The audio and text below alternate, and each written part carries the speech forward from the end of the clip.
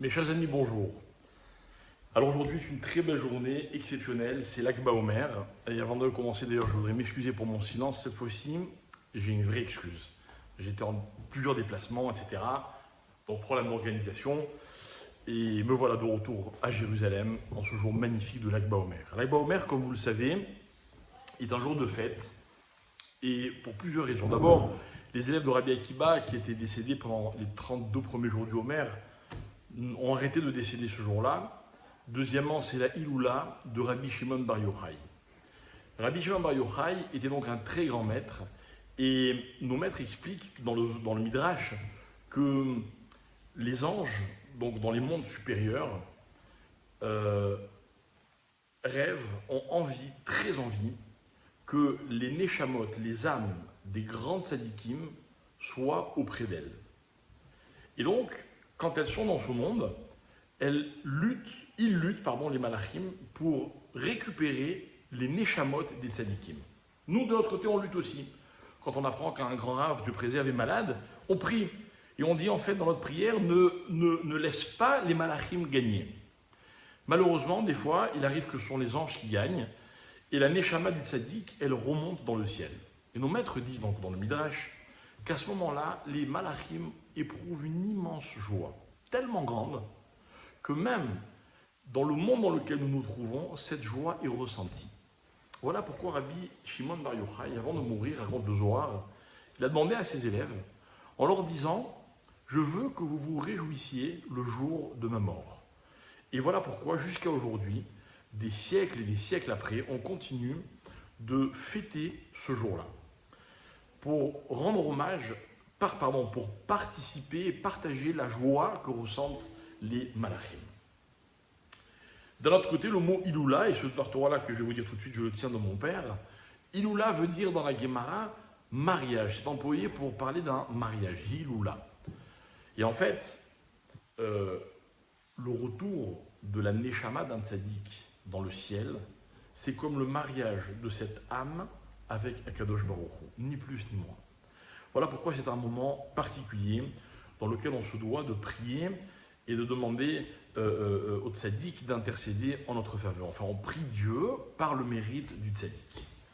Le deuxième point que je voulais aborder, qui est un peu moins connu peut-être, c'est celui donc du 33e jour. 33, la période du Homer est de 49 jours, on va la diviser en deux parties. 32 plus 17 égale 49, bravo. 32, c'est lève, le cœur. 17, c'est tov, le bien. La période du Homer tout entière est en fait symbolisée par les lettres des mots lève tov, un bon cœur, qui va être la qualité primordiale, comme dit la Mishnah dans Avot, pour acquérir la Torah. Mais c'est quoi lève tov? Lève, c'est le cœur, nous l'avons tous, on a tous des sentiments, mais dans la vie, il faut développer ces sentiments. Par exemple, on a vécu pendant 32 jours le deuil des élèves de Rabbi Akiba. Vous les connaissiez? Moi non plus. Mais c'est une histoire, c'est un deuil national, on dirait aujourd'hui. Donc nous devons de nous sentir concernés. Le cœur, notamment le siège des sentiments, c'est ce qui permet à l'homme de ressentir les choses. Mais je ne peux pas me suffire de ce que je ressens instinctivement et naturellement. Le travail que j'ai à fournir, c'est justement de développer ce sens pour me sentir concerné. Il arrive quelque chose à quelqu'un, je suis concerné. Je partage. Quelqu'un est joyeux, je partage. Vous m'annoncez une bonne nouvelle qui vous concerne, je dois me travailler pour être joyeux. Sinon, je suis un égoïste. Sinon, je bloque mon cœur, je le ferme. Et je le condamne à ne ressentir que ce qui le touche personnellement. Ce n'est pas concevable. Tov, c'est quoi? C'est quand ce cœur devient bon. C'est quoi un cœur bon? Et là, nos maîtres vont avoir une explication magnifique. Ils vont dire un bon cœur est un cœur qui sait, qui est capable de ressentir ce qui est bon. Vous savez, dans la vie, il y a des choses qui nous paraissent naturellement et facilement bien, et d'autres, ce n'est pas le cas. Mais en fait, on est convaincu que le bien se trouve partout. Un bon cœur est un cœur qui sait voir le bien partout. Mais c'est une décision et un travail. Et je vais vous y aider. Comment je vais vous y aider? En vous rapportant que le mot Tov, dans la Torah, apparaît lorsque Dieu a créé la lumière. Vayar Elohim et Taor ki Tov. Et Dieu a vu que la lumière était bien. Le mot Tov, sera le 33e mot de la Torah. Ça veut dire que Dieu a d'abord créé le cœur, et puis après il a créé le Tov. En fait, le Tov, il existait déjà, il est dans les gènes de la création. Mais sans cœur, sans lèvres, sans 32, personne n'était capable de percevoir le bien qu'il y avait dans la création. Et quand est-ce que ce bien devient perceptible? Après 32, mais après la création de la lumière. Parce que la vraie lumière dans la vie, c'est ça. On a des fois l'impression d'être dans l'obscurité, c'est quand? C'est quand on ne voit pas le bien. Quand on est en pleine lumière, c'est quand on voit le bien. Mais le bien, il est partout, il est tout le temps. Simplement, c'est moi qui, des fois, je suis dans la lumière et des fois dans l'obscurité. C'est moi qui le perçois des fois et des fois, je ne le perçois pas. Voilà, mes chers amis, 33e jour, on a le cœur. Et maintenant, on attaque le Tov. On va chercher le bien partout. Je sais que ce n'est pas toujours simple.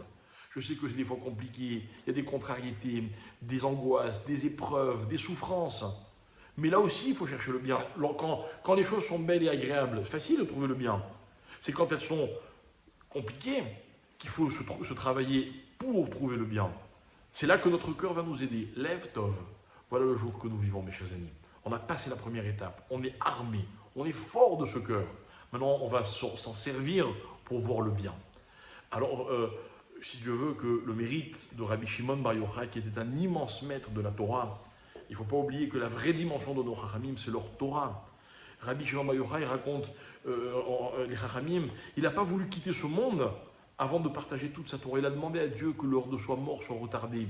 On a retenu le soleil pour qu'il ait le temps de délivrer tous ses enseignements. Il ne voulait absolument pas quitter ce monde en gardant quelque chose pour lui.